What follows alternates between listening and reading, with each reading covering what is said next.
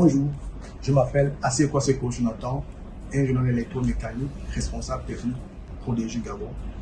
Aujourd'hui, nous allons vous présenter comment coupler un moteur asynchrone sur un réseau triphasique. En effet, les moteurs asynchrones triphasiques sont les moteurs les plus utilisés dans l'industrie.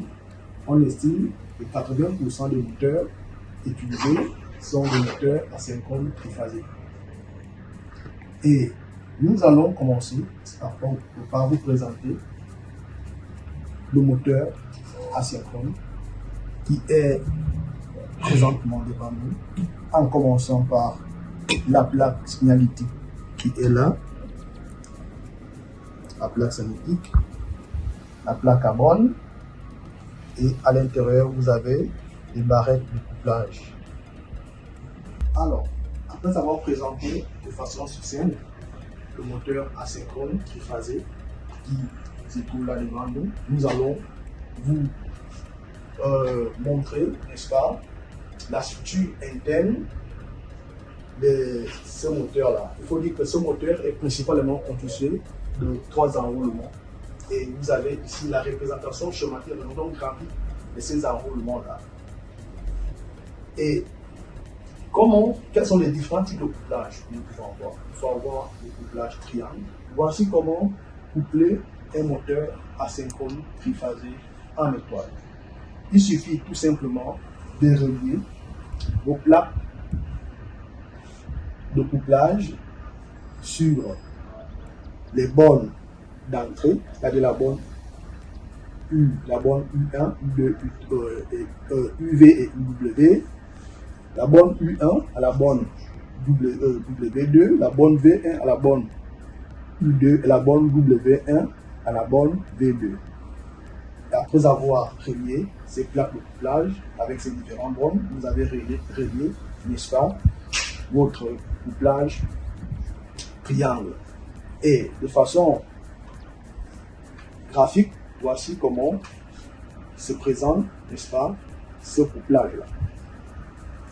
Par ailleurs, le couplage en étoile, quant à lui, se fait de manière suivante. Il suffit de relier vos plaques de couplage sur W2 à U2 et V2.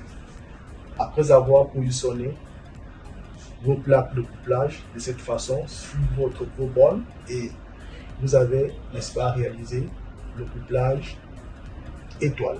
Et de façon graphique, de façon schématique, voici comment se présente un couplage étoile. Étoile tout simplement parce que ici les enroulements sont sous forme d'étoile, et par analogie ici triangle tout simplement parce que ici vous voyez les enroulements sont présentés, sont semblables à un triangle. Alors, à la question de savoir comment faire le choix du couplage, il y a 2 paramètres qui sont très importants ici, à savoir la tension du réseau et la tension qui se trouve sur la plaque signalétique de votre moteur, c'est-à-dire la tension que peut supporter un enroulement et 2 enroulements. Alors, prenons l'exemple. Si nous avons sur un réseau 230, 400 volts, il faut dire ici que la première tension représente la tension simple, c'est-à-dire la tension entre phase et neutre, et la deuxième tension représente la tension composée, c'est-à-dire la tension entre 2 phases. Et par ailleurs, sur une plaque signalétique, lorsque vous trouvez une tension, nous allons prendre la même, 230, 400. Il faut dire ici que la première tension représente la tension que peut supporter un enroulement. Et la deuxième tension ici représente la tension que peut supporter 2 enroulements. Alors, pour vous expliquer de façon simpliste, la manière la plus simple, comment faire le choix de couplage nous avons, n'est-ce pas, tracé un tableau récapitulatif pour ressortir plusieurs cas de figure. Ici, vous avez le réseau électrique. Et sur cette ligne, là, vous avez les différentes tensions que nous pouvons trouver sur la plaque signalétique. Alors, comment ça se passe? De façon simple, lorsque la tension composée de votre réseau correspond à la plus grande tension qui se trouve sur la plaque signalétique. En d'autres termes, lorsque la tension entre phases correspond à la tension entre deux enroulements, alors vous avez ici affaire à un couplage étoilé. Nous restons sur le même réseau électrique tout en changeant la plaque signalétique. Ici, nous prenons la plaque signalétique dont la tension est 230-400 volts. Ok. Ici, nous remarquons que la plus grande tension du réseau correspond à la plus petite tension qui se trouve sur notre plaque signalétique. En d'autres termes, la tension composée correspond à la tension d'un enroulement. Par conséquent, ici, nous devons choisir et nous choisissons un couplage triangle.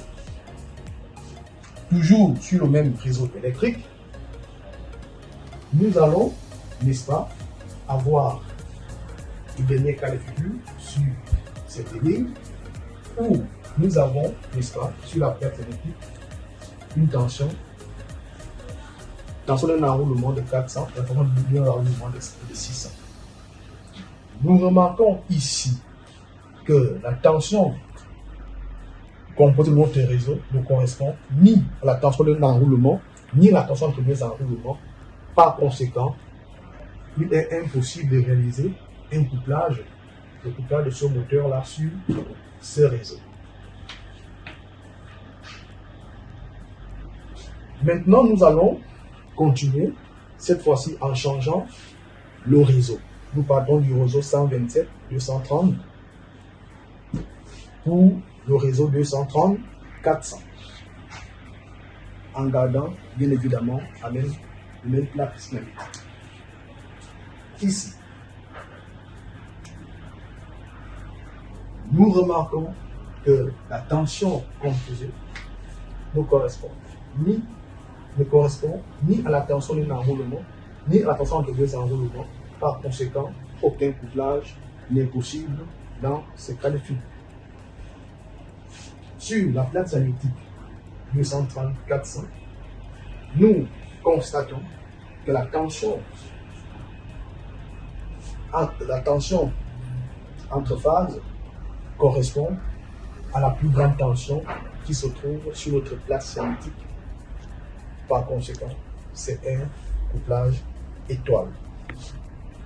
Et enfin,